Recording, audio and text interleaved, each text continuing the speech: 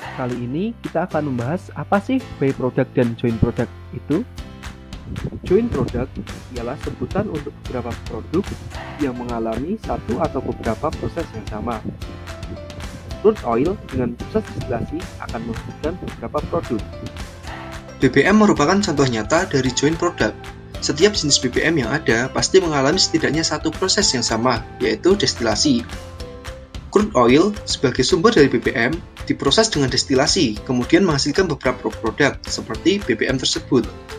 Kemudian ada byproduct. Byproduct biasa dikenal dengan produk sampingan dari suatu proses. Contoh yang paling mudah ialah serbuk kayu yang dihasilkan dari proses pembuatan papan kayu. Sekarang mari kita bahas apa itu split off point dan separable cost pada joint product. Split off point adalah suatu titik dalam proses produksi saat produk diproduksi bersama yang selanjutnya akan diproduksi secara terpisah. Karena yang diproduksi lebih dari satu macam, berarti terdapat biaya produksi untuk seluruh jenis barang. Biaya inilah yang dinamakan joint cost, dan saat pemisahan produk akan terjadi split off. Setelah saat pemisahan joint product atau split off, biasanya masih akan dikeluarkan lagi biaya produksi untuk seluruh atau sebagian jenis barang yang dihasilkan. Biaya ini disebut separable cost. Separable cost ini dapat diidentifikasi pada tiap-tiap produk individu. D. Joint cost.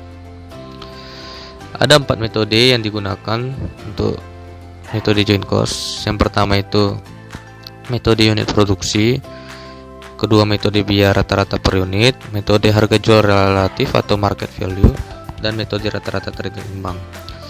Metode unit produksi. Metode ini mengalokasikan biaya bersama kepada produk-produk dengan menggunakan ukuran unit atau visi sebagai basis alokasi. Umumnya itu dilihat dari volume beratnya.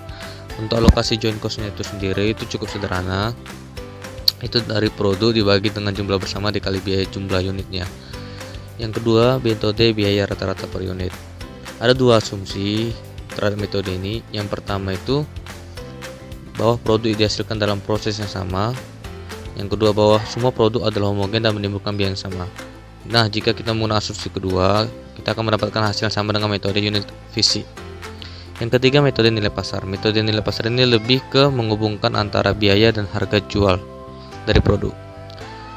Ada dua, yaitu harga nilai pasar produk pada waktu titik pisah diketahui dan juga pada waktu titik pisah tidak diketahui. Untuk waktu titik pisah tidak diketahui itu lebih mengarah ke hipotesis untuk tiap-tiap atau masing-masing produk harus kita ciptakan untuk membandingkan terhadap produk yang lain. Yang keempat, biaya per unit rata-rata tertimbang. Dalam metode ini kita membandingkan berdasarkan fakta seperti kesukaran, waktu, dan perbedaan dalam tenaga kerja terhadap produk yang kita hasilkan. Untuk alokasinya, Selanjutnya adalah metode untuk menghitung costing by product. Terdapat dua metode, yaitu non-cost method dan cost method. Pada non-cost method, joint production cost tidak dialokasikan pada by production cost. Harga pokok by product pun tidak dihitung.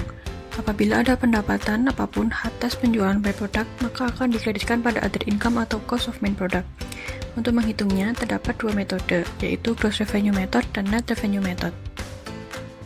Pada gross revenue method, besarnya penjualan by product akan disajikan pada income statement.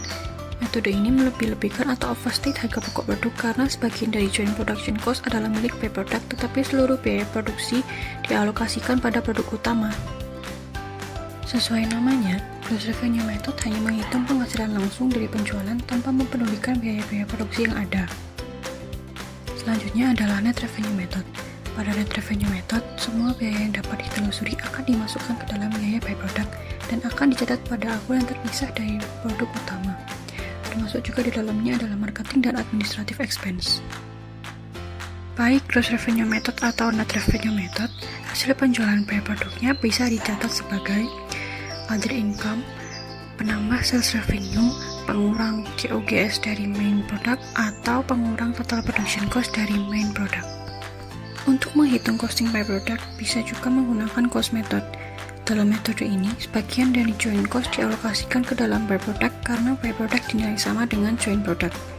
Terdapat dua metode yaitu dalam cost method ini, yaitu replacement cost method dan market value method. Replacement cost method digunakan oleh perusahaan yang by produknya digunakan masih dalam satu perusahaan tersebut. Dengan adanya by product ini, maka tidak perlu membeli materi yang sama lagi sehingga menghemat biaya. Penyerahan byproduct ke departemen lain akan dicatat dengan mendebit production cost departemen penerima dan kredit production cost departemen pengirim. Yang terakhir adalah market value method atau reversal cost. Dalam metode ini, biaya produksi dari main product akan dikurangi dengan nilai byproduct sebesar nilai estimasi pada saat pemulihan, bukan sebesar jumlah uang yang diterima. Dalam penjurnalannya, akun byproduct didebit sebesar nilai estimasi produk tersebut dan mengkreditkan production cost of main product. Selanjutnya, kita akan membahas salah satu perusahaan yang terkenal dengan olahan susunya, yaitu Cimory. Beberapa produk dari perusahaan Cimory adalah Set Yogurt, Pasteurized Fresh Milk, Yogurt Drink, dan Stirred Yogurt. Dari produk-produk tersebut, terdapat persamaan dalam proses produksinya, yaitu pasteurisasi. Karena semua produk Cimory berasal dari susu, maka harus melewati tahap pasteurisasi guna membunuh bakteri yang ada. Semua produk yang disebutkan sebelumnya merupakan contoh nyata dari joint product dari perusahaan Cimory karena mengalami satu atau beberapa proses yang sama, yaitu pasteurisasi.